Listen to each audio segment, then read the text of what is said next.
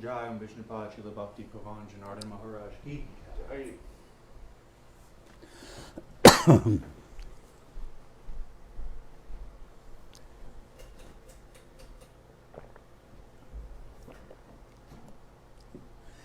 Vandeham Shri Guru Shri Yatha Parakamulam Shri Gurun Vaishnavamscha Shri Rupam Sagrajatam Sakanaraganatam Vitam Tam Sajivam Sadvaitam Savadutam Parijana Saitam Krishna Chaitanya Devam Shri Radha Krishna Paran Sahagana Lalita Shivashikam Vitamscha Om Agyana Timarandasya Gyanashana Shalakaya Chakshuram Nalitam Yena Tasma Shri Gurave Namah Gaurva Bhistam Supurakam Guruganara Sisha Sambhushitam Chintya Chintya Samasta Veda Nipunam Shri Rupa Patanugam Govindabhidam Ujwalam Bharatanum Bhaktyan Vidam Sundaram Bande Vishwagurun Shah Divyat Bhagavad Prem Noe Bijapradam Devam Divyatanum Suchanda Bharanam Balarka Chelanchitam Sandrananda Puram Sadeka Bharanam Vairagya Vidyamburim Shri Siddhanta Nidhim Subhakti Lasitam Saraswatanam Bharam Bandetam Shubharam Mareka Sharanam Nyashishvara Shridaram Vanshakopatarubyasya Kripasindubhyevacha Patitanam Pavenibhyo Vaishnavebhyo Namo Namah Namo Mahabharanyaya Krishna Prema Pradayate Krishnaya Krishna Chaitanya Namane Gauratavishe Namah. So we're hearing from Sri Chaitanya Charitamrita by Srila Krishnadas Kaviraj Goswami with translation and commentary by Srila Bhaktivedanta Swami Prabhupada. This is Madhya-lila chapter 6, the liberation of Sarvabhauma Bhattacharya. Text number 118. Aradin Mahaprabhu Bhattacharya Sane Anande Korila Jagannath Darshane. The next morning, Sri Chaitanya Mahaprabhu and Sarvabhauma Bhattacharya together visited the temple of Lord Jagannath. Both of them were in a very pleasant mood. Bhattacharya Sangitara Mandire Aila Prabhure Asanadiya Apane Basila.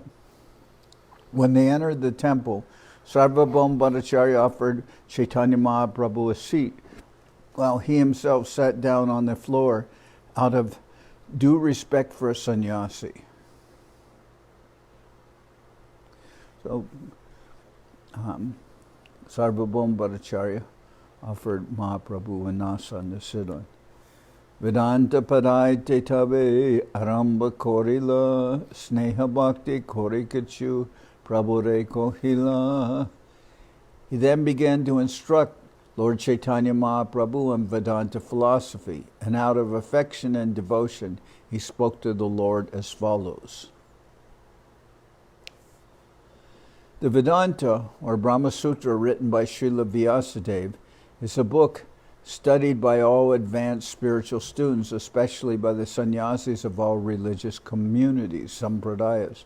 The sannyasis must read the Vedanta Sutra to establish the final conclusions concerning Vedic knowledge. Here, of course, the Vedanta mentioned is the commentary of Shankaracharya known as Sharirak Bhashya. Sarvabhauma Bhattacharya intended to convert Mahaprabhu, who was a Vaishnava sannyasi, into a Mayavadi sannyasi. He therefore made the arrangement to instruct him in the Vedanta Sutra according to the Sharirak commentary of Shankaracharya.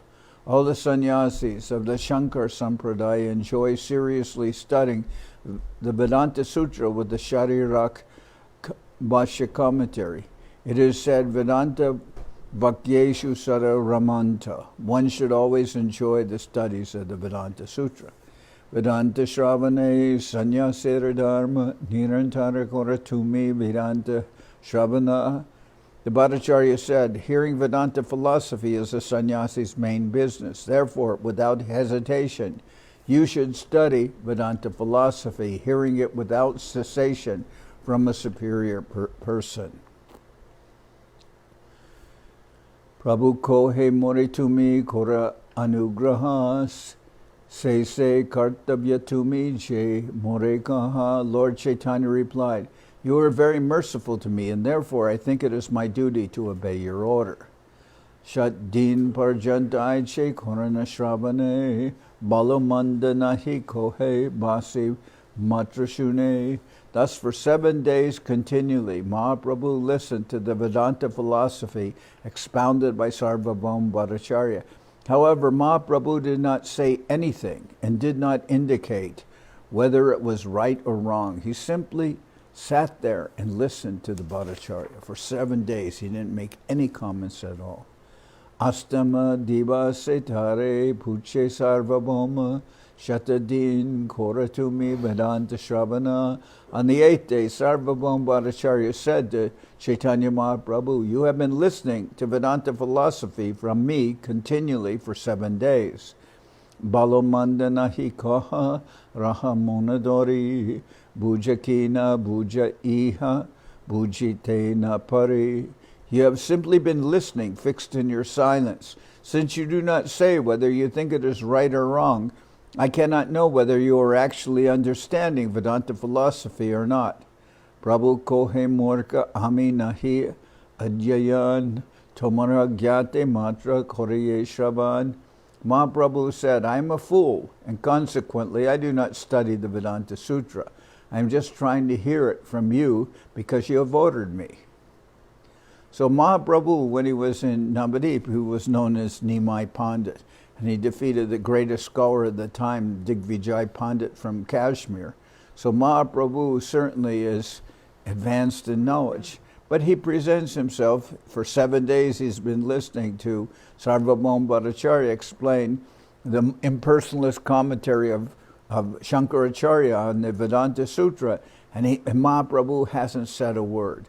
So then, on the 8th day, Sarvabhauma Bhattacharya says, well, you don't ask any questions, you don't make any commentaries, so I don't know whether you're understanding or not. Then Mahaprabhu says, I am a fool, and consequently I don't study the Vedanta Sutra, but I'm just hearing it now because you asked me to do so, you ordered me. Sanyasira dharma lage shravana matra kore tumije arta kora bujitena pari. Only for the sake of executing the duties of the renounced order of sannyas do I listen. Unfortunately, I cannot in the least understand the meaning you are presenting. Bhattacharya ko hena buje hena gyanjar buji bara lage se hope puche punarbar. Sarvabhauma Bhattacharya replied, I accept that you do not understand, yet even one who does not understand inquires about the subject matter. Tumi shuni shuni roham mona matra dori ridaye ki ache tomar bujite napari. You are hearing again and again, yet you keep silent. I cannot understand what is actually within your mind. Prabhu kohe sutrararta bujiye nirmal tomara bhyaktya shuni mana hoeta biko. Mahaprabhu then revealed his mind, saying, I can understand the meaning of each sutra very clearly, but your explanations have simply agitated my mind.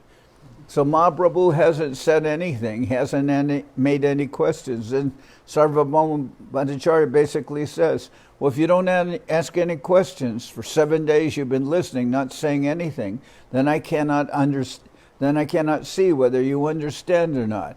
And then Mahaprabhu says, well, I don't understand. Then Sarvabhauma Bhattacharya says, well, if you don't understand the Vedanta Sutra, then you have to ask questions. Then Mahaprabhu reveals his mind, says, actually, I understand the Vedanta Sutra. It's your commentaries that I don't understand. Mahaprabhu then revealed his mind, saying, I can understand the meaning of each sutra very clearly, but your explanations have simply agitated my mind. Sutrara arta bhashya kohe prakashya tumi bhashya koha sutra arta acharya. The meaning of the aphorisms of the Vedanta Sutra contain clear purports in themselves, but other purports you presented simply covered the meaning of the sutras like a cloud. Sutrara mukya artana koraha bhyakyan kalpanarte tumitaha kora achadan. You do not explain the direct meaning of the Brahma Sutras. Indeed, it appears that your business is to cover the real meaning.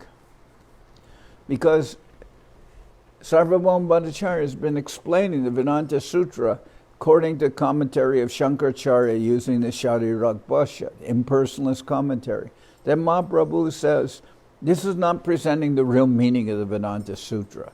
This is giving an impersonalist interpretation of the Vedanta Sutra. And it seems like you're not giving the direct meaning of the sutras, but your business is to give an indirect meaning and cover up the real meaning of the Vedanta Sutra so that your explanations will suit your purpose of presenting impersonalism. That's basically what Mahaprabhu is saying.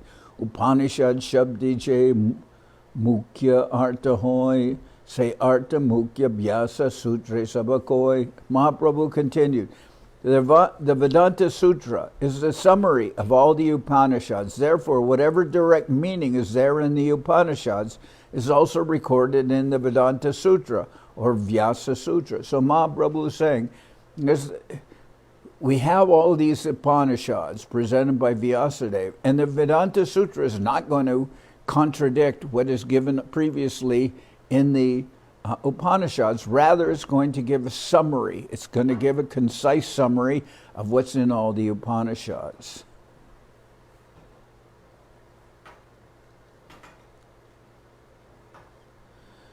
Mukyarta Chariya Gora Gunarta Kopana Abhida Britti Charikora Shabdera Lakana. For each sutra, the direct meaning must be accepted without interpretation. However, you simply abandon the direct meaning and proceed with your imaginative interpretation. So Mahaprabhu says, I can understand the Vedanta Sutra, but I do not understand in the least your commentaries, because you just leave the direct meaning of each sutra aside, and then you start to go into a convoluted interpretation made to fit your purposes. But it's not giving the real meaning of the Vedanta Sutra. Pramanara madhye shruti pramana pradhan shruti te mukyarta kohe se praman. At this time, Mahaprabhu was very young, and Sarvabhauma Bhattacharya has denied Mahaprabhu's divinity to the devotees and saying, because he's a young sannyasi, I must instruct him on Vedanta philosophy so that he can maintain his equilibrium in sannyas. He's very young and I will help him. But his giving Mahaprabhu's instructions is not going according to his plan. Basically, you could say that. Because Mahaprabhu is using the opportunity presented by listening to Sarvabhauma Bhattacharya's commentaries on the Vedanta Sutra to basically refute everything he's saying, but in a very nice, polite way. Just presenting himself as a foolish student. I don't understand what you're saying. Then why don't you ask questions? If you don't understand the Vedanta Sutra, just ask questions. Well, I understand the Vedanta Sutra very well. They're self-evident. But your explanations seem like you're trying to cover up the meaning of the Vedanta Sutra. So this is a direct challenge to, although it's done very politely, but it's a direct challenge to Sarvabhauma Bhattacharya.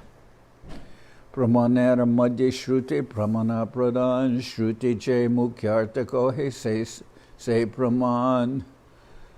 Although there is other evidence, the evidence given in the Vedic version must be taken as foremost. Vedic versions understood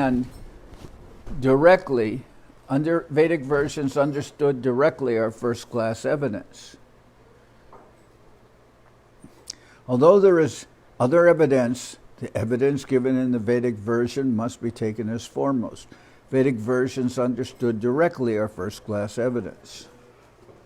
Jivera asti vishtadui shanga gomai shruti bhakye se dui mahapavitra hoy. Chaitanya Mahaprabhu continued, conch shells and cow dung are nothing but the bones in the stew of some living entities. But according to the Vedic version, they are both considered very pure.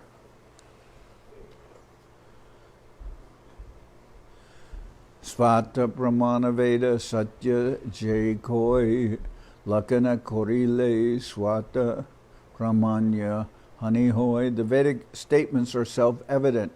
Whatever is stated there must be accepted. If we interpret according to our own imagination, the authority of the Vedas is immediately lost.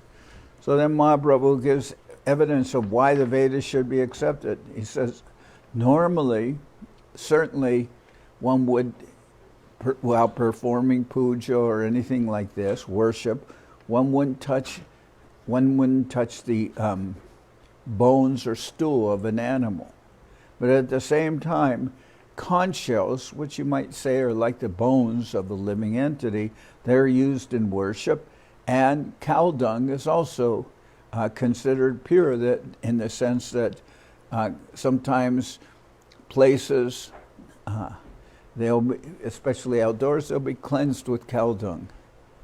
So Mahaprabhu says, conch shells and cow dung are nothing but the bones and the stool of some living entities, but according to the Vedic version, they're both considered very pure. So they're used, and the Vedas explain that they can be used, but normally bones and stool of an animal wouldn't be touched at all. Svata Praman Veda Satya Jai Koi Lakya Korile Svata Pramanya Hani Hoy. The Vedic statements are self-evident. Whatever is stated there must be accepted. If we interpret according to our own imagination, the authority of the Vedas is immediately lost. Vyasa Sutra Artha Jaiche Surya Kiran Swakalpita Bhashya Mege Kore Achanan. Mahaprabhu continued, the Brahma Sutra, compiled by Srila Vyasadeva, is as radiant as the sun. One who tries to interpret its meaning simply covers that sunshine with a cloud. Veda Purane Kohe Brahma Nirupan Se Brahma Brihad Vastu Ishwara Lakan. All the Vedas and literature that strictly follow the Vedic principles explain that the Supreme Brahman is the absolute truth, the greatest of all, and a feature of the Supreme Lord. The greatest of everything is Sri Krishna. Sri Krishna states in the Bhagavad Gita, Vedaischa sarvairaham eva vedya. By all the Vedas I am to be known. In Srimad Bhagavatam it is said that the absolute truth is understood in three phases, namely Brahman, Paramatma, and Bhagavan, a Supreme Personality of Godhead. Brahmati, Paramatmati, Bhagavaniti Shabhyate. Thus the Supreme Personality of Godhead is the last word in understanding the absolute truth, or Brahman.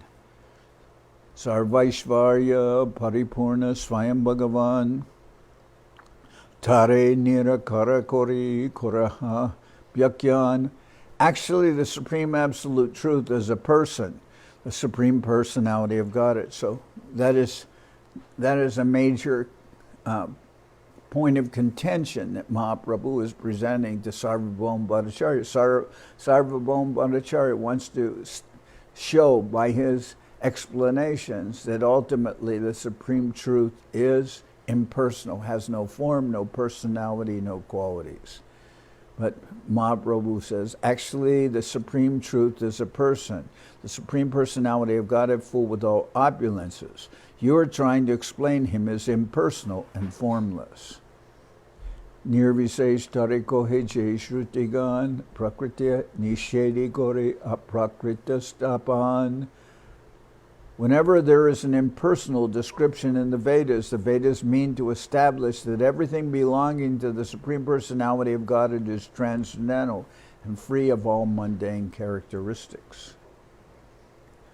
So, first of all, we can understand that the source of everything, for instance, if we see the sun in the sky now, in many places, oh, there are some deer right there.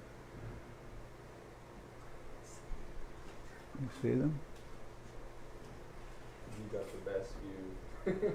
Okay. I think they've been coming every morning. Uh-huh.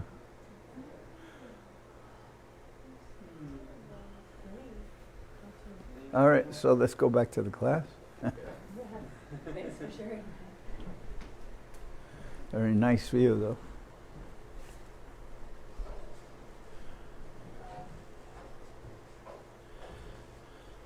So the sun is in the sky, and we can say the sun rays are distributed everywhere. And we could say the sun rays, you could say, are formless.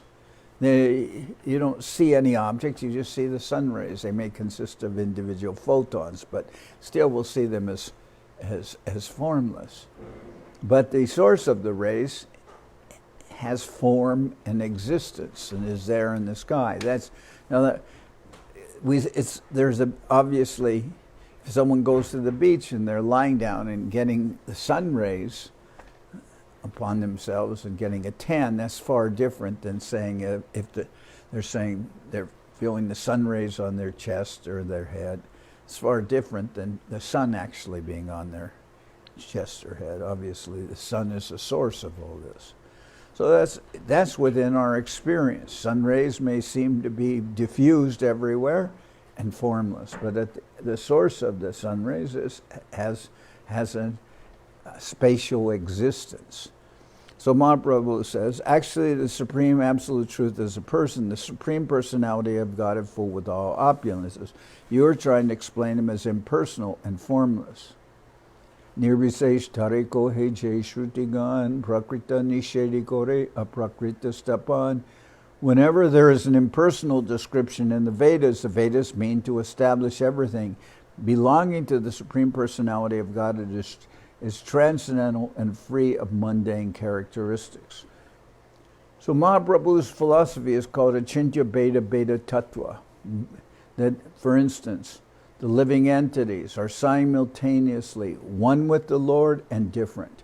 So the living entities, the Lord has an existence which is Satchidananda, eternal, conscious, and full of unlimited happiness. So, or what we'll say is, and the living entities have these same qualities.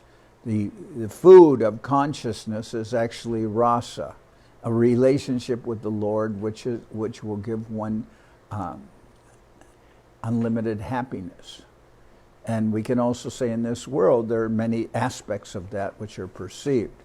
But here, what is the point? Mahaprabhu is saying that whenever there's an impersonal explanation given in the Vedanta Sutra, it is meant to refute the idea that the qualities of the Supreme are actually mundane.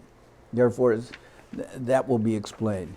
Yaya shrutir jopati nirvishesham sabidate savisheshameva vichara yoge sati hantatasam prayobaliya savisheshameva. So when I said simultaneously one and different, the same qualities as the Lord, but there's a difference between that which is infinitesimal and that which is infinite.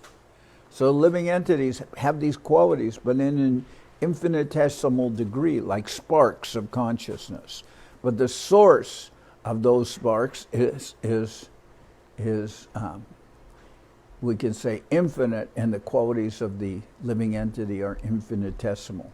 So just like a spark of fire may have, the fire has heat and light, the spark has heat and light, but when the spark leaves the presence of the fire, jumps out, the wood crackles, the sparks jump out, but then they're extinguished because they're small in size.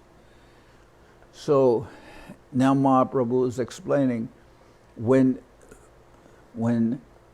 aspects are negated, like it said the Lord doesn't have any hands or legs, it's meant to explain that the Lord doesn't have mundane hands like us made out of flesh and blood, etc. I'll go on with this. Yaya shrutir jalpati nirvishesham sabidate savisheshameva vichara yoge sadihantatasam prayobaliya savisheshameva. Mahaprabhu continued, whatever Vedic mantras describe the Absolute Truth impersonally only prove in the end that the Absolute Truth is a person. The Supreme Lord is understood in two features, impersonal and personal. If one considers the Supreme Personality of Godhead in both features, he can actually understand the Absolute Truth. He knows that the personal understanding is stronger because we see that everything is full of variety. No one can see anything that is not full of variety. So we don't negate the existence of the impersonal aspect. Vedanti tattvavidas tattvam yajnanam advaya ramiti paramatmati bhagavad iti shabdyate. So the Lord exists in the expansion of the impersonal rays, which, like the sun rays, which are called Brahman. They're everywhere. The rays of spiritual existence, consciousness, they're expanded everywhere. And it is said that the living entity comes from what is the Tatastha plane, meaning from that Brahman plane, there are many, many little elements within that Brahman plane, and that is the living entities. They're existing, and as then when they are projected into this material world, then they will illuminate a body with consciousness. So they're jiva souls. Brahma hoite janme vishva brahmete jivai se brahme punarape hoi jai loi. So that plane, Tatastha plane, is said to be marginal. It can go towards either spiritual existence or towards material existence. Everything in the cosmic manifestation emanates from the Absolute Truth, remains in the Absolute Truth, and after annihilation again enters the Absolute Truth. Aparana karana adhikarana karakatin bhagavaner savisheshe etina china. The personal features of the Supreme Personality of Godhead are categorized in three cases, namely ablative, instrumental, and locative. So these will also be terms that are used in Sanskrit, in the Sanskrit language, ablative, instrumental, and locative. So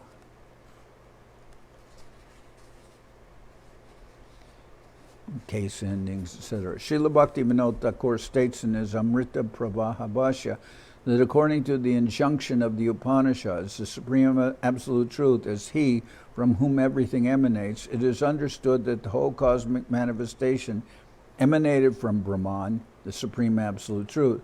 The creation subsists by the energy of the Supreme Brahman, and after annihilation merges into the Supreme Brahman.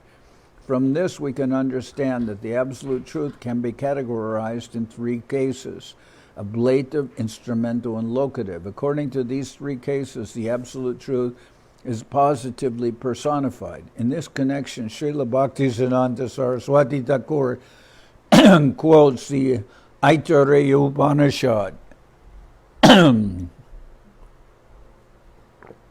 Atmava idameka evagra asin nanyat kinshana mishat sa ikshata lokana srijaiti. Similarly, the Svetasvatara Upanishad, in the Svetasvatara Upanishad it is stated, Chandamsi yagya kratavo vratani bhutam bhavyam yatscha veda vadanti yasman mayi srijyate vishwametat tasmin chanyo mayaya saniruda.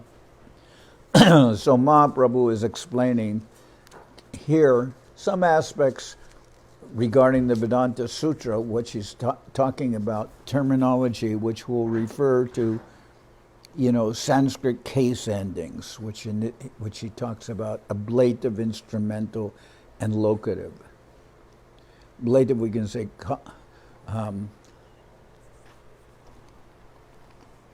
can you look up the meaning of ablative? A-B-L-A-T-I-V-E. Instrumental, when something causes something else to be done. Locative, indicating location. Ablative. Oh, well, I don't have I don't have access to that. Take ablative. And in the Taittiriya Upanishad, Yato va imani bhutani jayante yena jatani jivanti yat prayanti abhisham vishanti tad vigya sasva tad brahma. This was the answer given by Father Varuna when questioned by his son Varuni Brigu about the absolute truth. In the mantra, the word yata, the absolute truth from which the cosmic manifestation has emanated, is in the ablative case. So, in this mantra, the word yata, the absolute truth from which the cosmic manifestation has emanated, is in the ablative case. That Brahman by which this universal creation is maintained is in the instrumental case, yena. And that Brahman into which the whole cosmic manifestation merges is in the locative case, yat or yasmin. It is stated in Srimad Bhagavatam, idam ivishvam bhagavan ivetaro yato jagat stana nirodha sambhava. The entire universal creation is contained in the gigantic form of the Supreme Personality of Godhead. Everything emanates from Him, everything rests in His energy, and after annihilation, everything merges into His person. In this mantra, the word yata, the absolute truth from which the cosmic manifestation has emanated, is in the ablative case. So, ablative, instrumental, and locative will come out in this. The entire universal creation is maintained in the gigantic form of the Supreme Personality of Godhead. Everything emanates from Him, everything rests in His energy, and after annihilation, everything merges into His person. Did you find any definition given? Yeah, it seems like it's referencing something that is separating from or coming from an agent. Okay, source. Bhagavan bahu hoite chabe koilaman prakrita shakti te tabe koila vilokan sekalina hi janme prakrita mano nayan ateva prakrita brahmera netraman.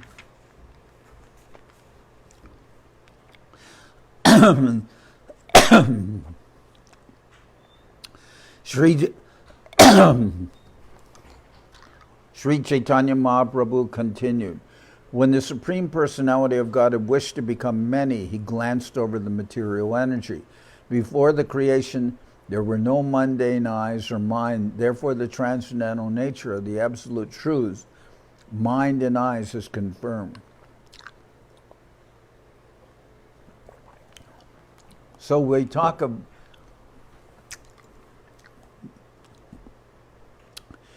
about material existence, and according to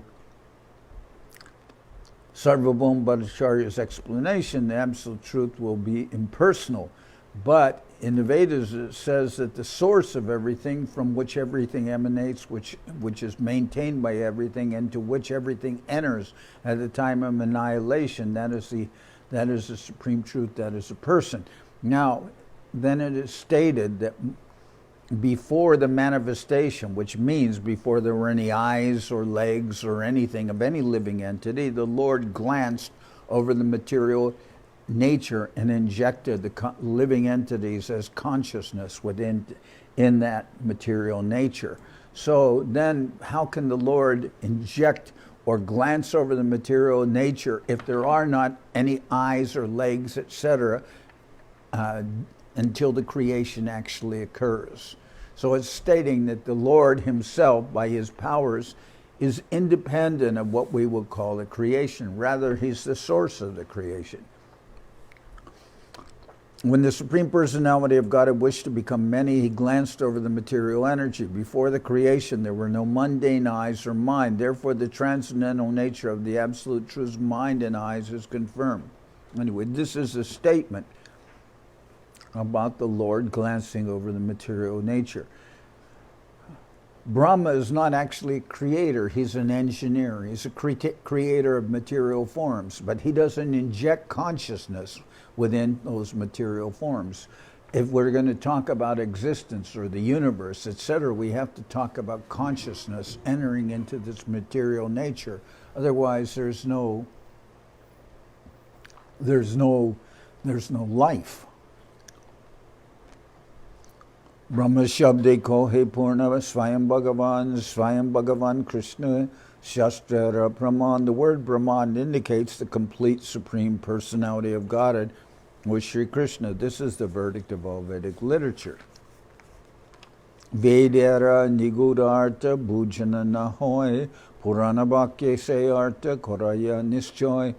The confidential meaning of the Vedas is not easily understood by common men. Therefore, that meaning is supplemented by the words of the Puranas. If you like, you can sit in one of these chairs. You don't have to sit on the floor.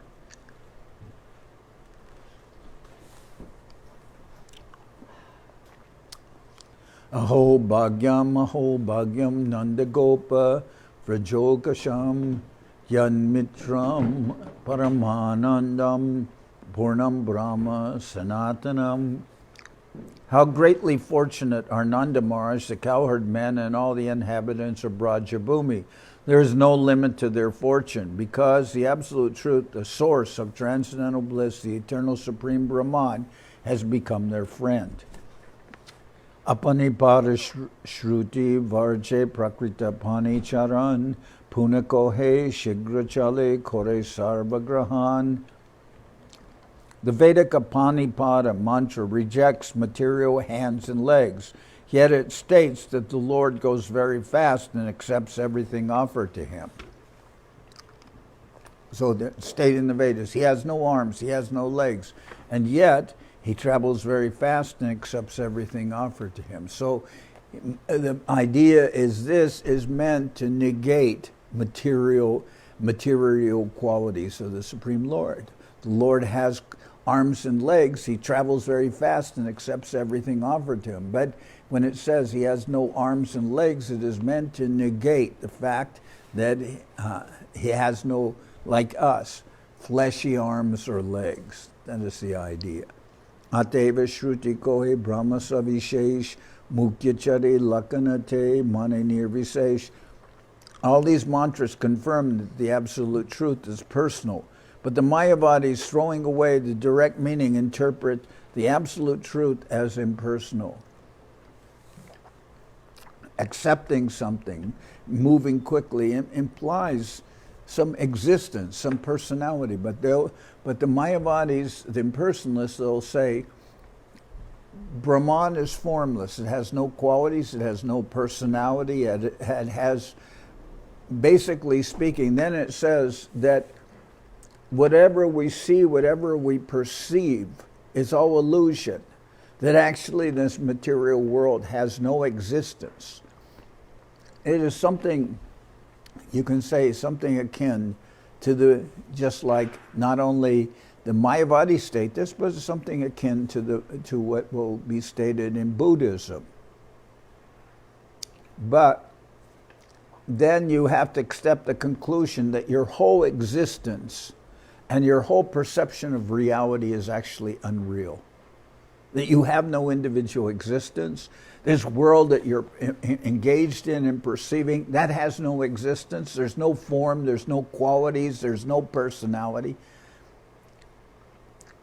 In the Bhagavad Gita, Krishna says that there are two schools, the impersonalist school and the personal school. But he says those who accept the impersonal school, they may come in the end to understanding of reality, but their entire path is fraught with much difficulty and many obstacles. So it really very quite difficult to transcend that impersonal misinterpretation. Shadaishvarya Purnananda Vigraha Jahar Hene Bhagavane Tumi Koha Nirakar. So then, this is saying that the impersonalist position, when it is said that the Lord has no hands, no legs, it is meant to negate the Lord having mundane legs or mundane hands like us. Shadaishvarya Purnananda Vigraha Jahar Hena Bhagavane Tumi Koha Nirakar. Are you describing as formless that Supreme Person whose transcendental form is complete with 6 transcendental opulences? Shadaishvarya Purna. The Lord has 6 opulences. What is said? Beauty, knowledge, wealth, power,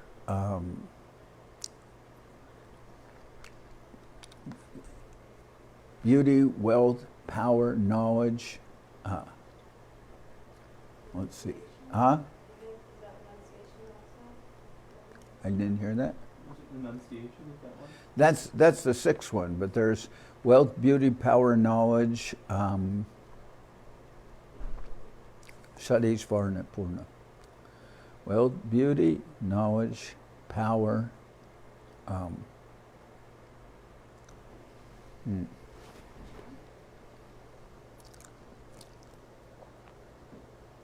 fame, wealth, beauty, knowledge, power, fame, and renunciation.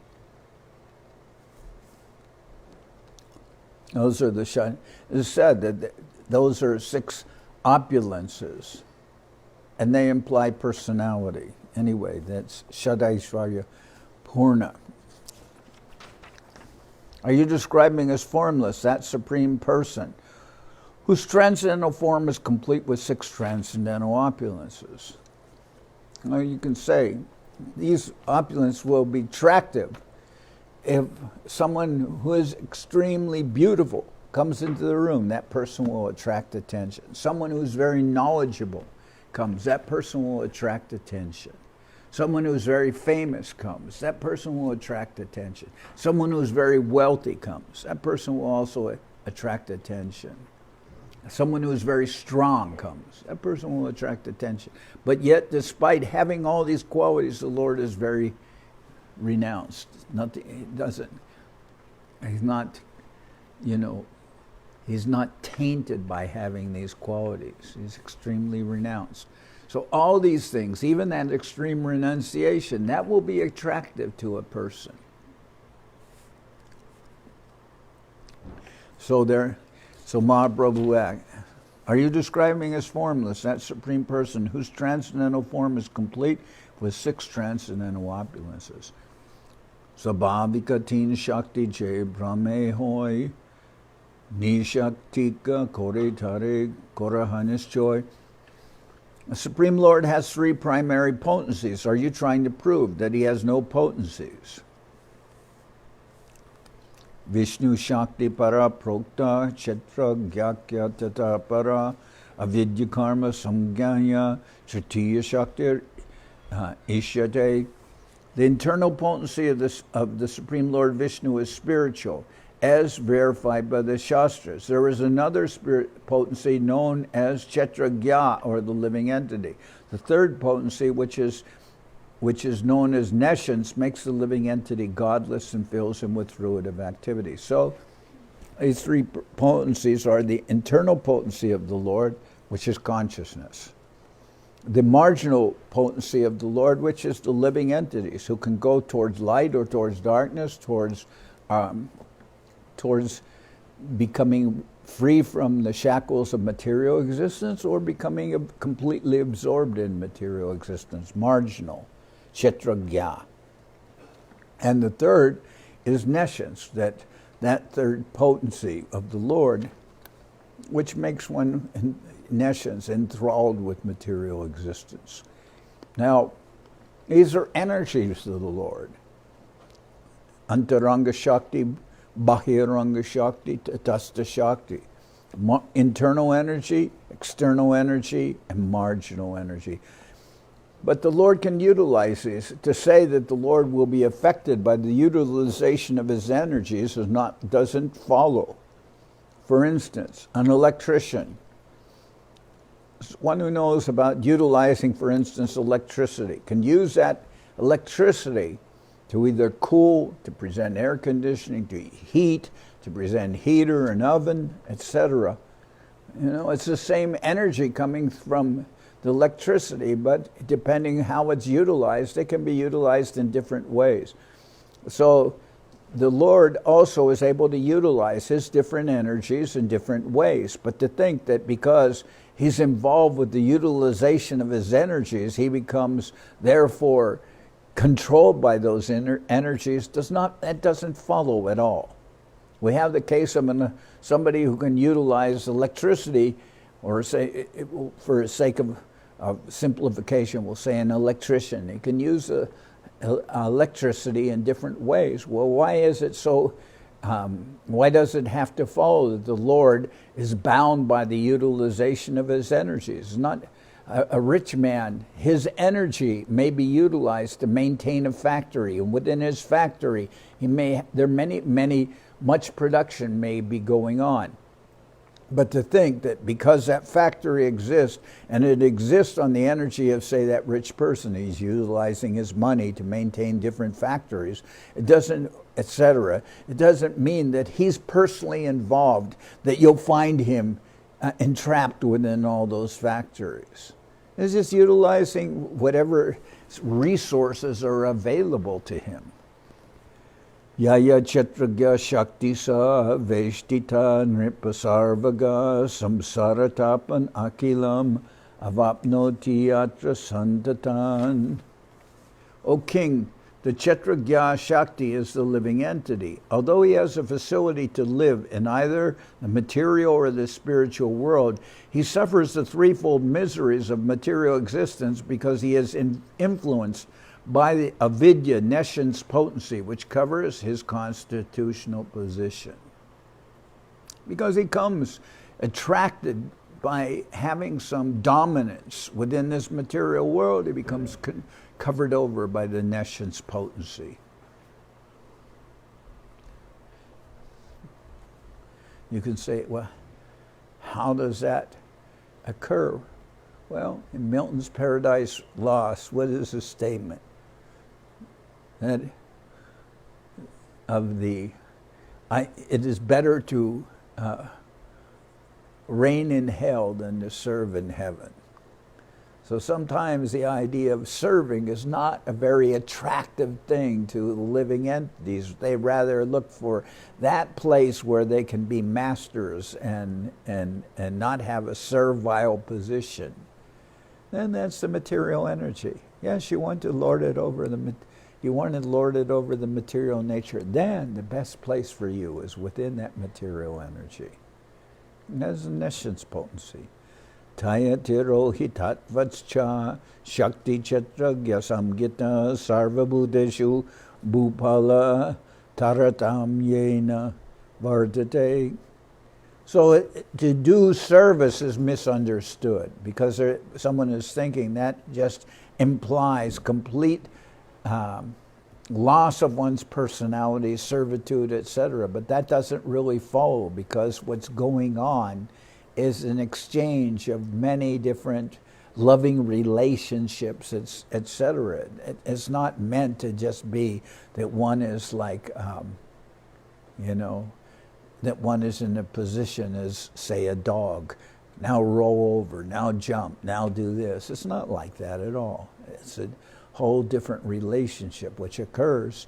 Also, on a perceived level, you could almost say of equals, where because in the advanced stages of rasa, or relationship with the Lord, the living entities are not even conscious, or not even thinking that He's the Lord, that they have to do something in a servile position. Rather, they're controlled more by love, and they're in that relationship going on. And we have some intimation of that, or we have some reflection of that going on in this material world. You can see many loving relationships that exist in in this world, which are reflections of that relationship ultimately that will exist on that spiritual plane.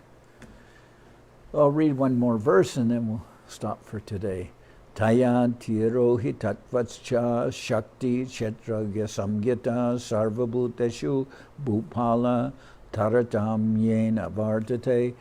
This living entity, covered by the influence of nescience, exists in different forms in the material condition. O king, he is thus proportionally freed from the influence of material energy to a greater or lesser degree. So, we can say that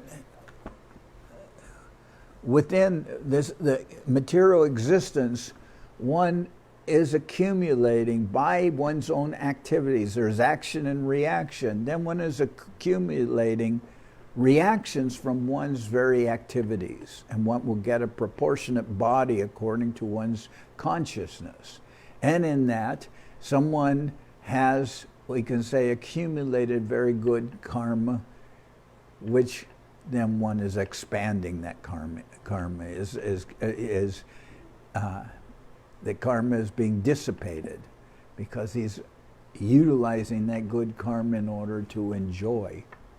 Then one may be in a higher position, a middle position, or a lower position, according to one's accumulation or you could say exhaustion of karma. And when that exhaustion of karma happens, then one goes from a higher position down to a lower position. So you could say it's like a cycle that's going on in this material world, that people are rising in their position and falling in their position according to how much they want to lord it over the recourses of material nature in the form of accumulation or exhaustion of their karma. But we'll go into that tomorrow, or today I'll stop here. Again, can you find those kartals? I put them here, but they keep on being merged back into that basket. The white one, okay. Thank you.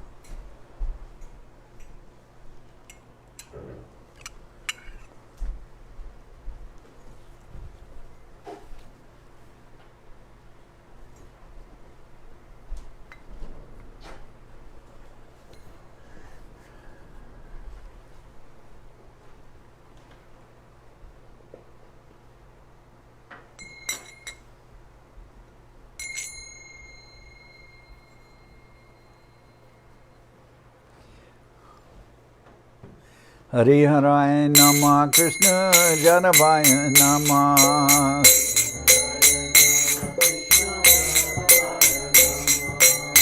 Janavaya Madhavaya Keshavaya Nama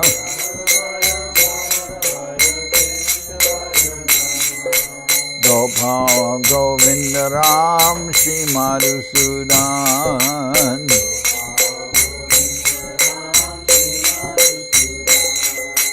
Giridhari Gopinatha Marana Mohan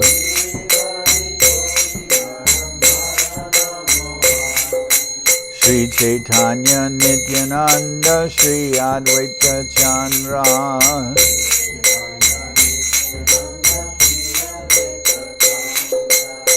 Gananara Shiva Sari Gaura Bhakta Vrinda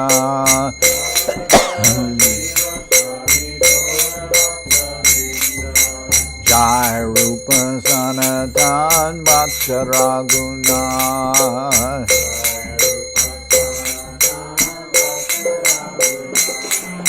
Shri Jiva Gopala Bhatta Dasa Raguna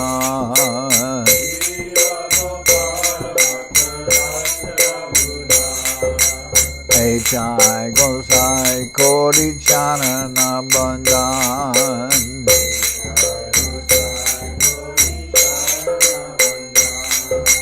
Jai Te Vignana Shamista Puran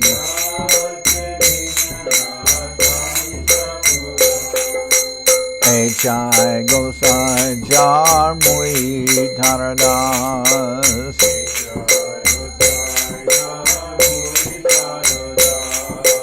Kasavar Padarenu Mora Panchagras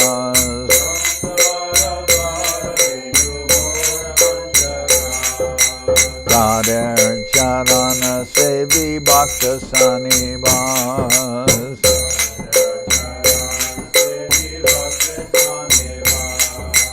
Janame Janame More Abhilas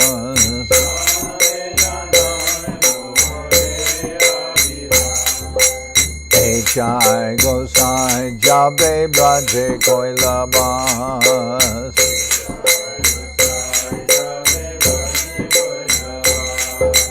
Radha Krishna Nitya Lila Kori La Prakash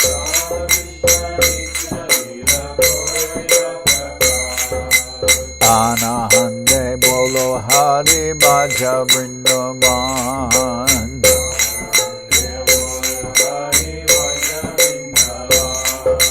Shri Guru Vaishnava Pade Manjai Aman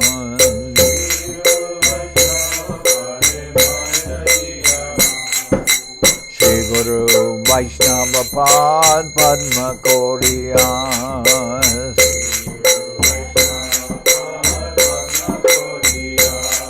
Harinam Sankirtana Ko He Naratamodan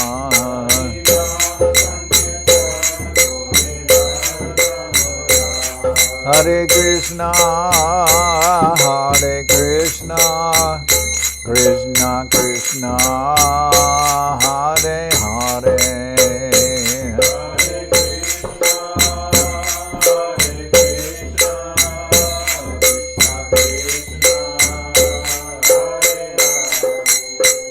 Hare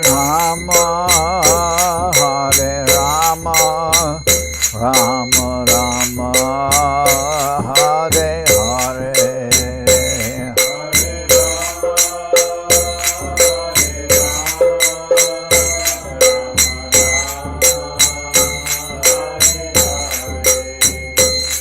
Hare Krishna, Krishna Krishna, Hare Hare.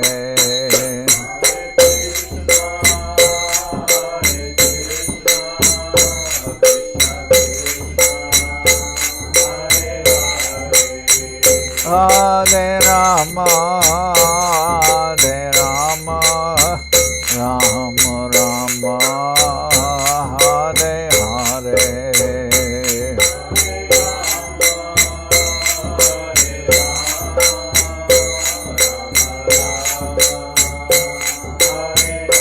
Nitai Gora Hari Bo, Hari Bo, Hari Bo, Hari Bo.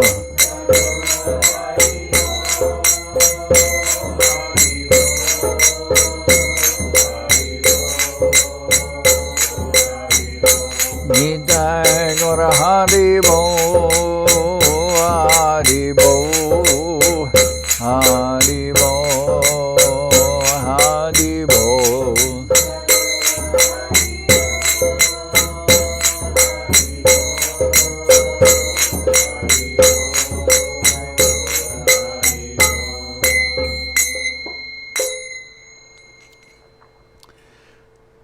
Jai Saparikara Shishi Guru Guranga Gandharvika Giridhari Joki Jai. Jai Om Vishnupad Paramahansa Paravajaka Charyashta Tara Sadashi Shimad Srila Bhakti Sundar Govinda Dev Goswami Maharaj ki jai, Jayam Vishnupad Paramahansa Paravajakacharya Ashtatara Sadashi Shrimad Srila Bhakti Rakak Sridhar Dev Goswami Maharaj ki jai, Jai Bhagavan Srila Bhakti Siddhanta Saraswati Goswami Thakur ki jai, Jayam Vishnupad Srila Gaur Kishordas Babaji Maharaj ki jai, Jayam Vishnupad Srila Satchidananda Bhakti Vinod Thakur ki jai, Jayam Vishnupad Vaishnava Sarvabhauma Srila Jagannath Das Babaji Maharaj ki jai, Rupanuga Guru Varga ki jai, Namachari Srila Haridas Thakur ki jai, Shri Rupa Sanatana Bhatta Raghunath Jiva Gopal Bhatta Dasha Raghunath Shad Goswami Prabhu ki jai, Premsi Gosha Krishna Chaitanya Prabhu Nityananda Shri Advaita Gadadhar Shivasadi Shri Gaura Bhakta Vrinda ki jai, Srila Krishnadas Kaviraj Goswami Prabhu ki jai, Sri Chaitanya Charitamrita ki jai, Srila Vrindavan Das Thakur ki jai, Sri Chaitanya Bhagwat ki jai, Narottam Srinivas Shyamananda Prabhu ki jai, Vishvavaranya Srila Bhakti Vedanta Swami Maharaj Prabhupada ki jai, Jayam Vishnupad Srila Bhakti Nirmal Acharya Maharaj ki jai, Ananta Koti Vaishnava Vrinda ki jai, Sri Chaitanya Saraswat Mat Acharya Vrinda ki jai, Sri Navadip Dham ki jai, Sri Dham Mayapur ki jai, Saparshada Sri Nityananda Prabhu ki jai, Saparshada Sri Mahaprabhu ki jai, Sri Koladvip ki jai, Sri Chaitanya Saraswat Mat ki jai, Soquel Sri Chaitanya Saraswat Seva Ashram ki jai, Ganga Devi ki jai, Tulasi Maharani ki jai, Bhakti Devi ki jai, Shri Vrindavan Dham ki jai, Shri Shri Radha Krishna Go Gopi Govardhan Sham Kuna Radha Kunda Kalindi Yamuna Jo ki jai, Samaveda Bhakta Vrinda ki jai, Shri Harinam Sankirtan ki jai, all the assembled devotees ki jai. Gaur Premanande Hari Hari Bol. Jai Srila Bhakti Pavan Janardan Maharaj ki jai.